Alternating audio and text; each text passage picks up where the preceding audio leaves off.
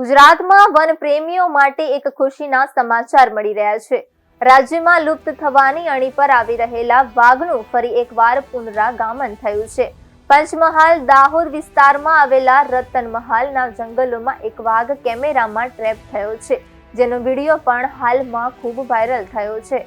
આ અંગેની સત્તાવાર માહિતી ગુજરાતના વન અને પર્યાવરણ રાજ્યમંત્રી પ્રવીણ માળીએ આપી હતી। વન અને પર્યાવરણ રાજ્યમંત્રી પ્રવીણ માળીના દાવા મુજબ વન વિભાગ દ્વારા જંગલમાં જુદી જુદી જગ્યાએ રાખેલા ઓટોમેટિક કેમેરા ટ્રેપમાં આ વાઘ ઝડપાયો છે। રતનમહાલનો આ વન વિસ્તાર તેની કુદરતી જૈવ વિવિધતા માટે જાણીતો છે અને અહીં વાઘનું દેખાવું એ વન્યજીવ સંરક્ષણ માટે મોટી સફળતા ગણી શકાય। ગઈકાલે વાયરલ થયેલા વિડીયોમાં વાઘ જંગલમાં ફરી રહ્યો હોવાનું સ્પષ્ટ જોઈ શકાય છે। આ દ્રશ્યથી માત્ર વન વિભાગ જ નહીં પરંતુ રાજ્યના તમામ પર્યાવરણ પ્રેમીઓમાં હર્ષની લાગણી છવાઈ ગઈ છે।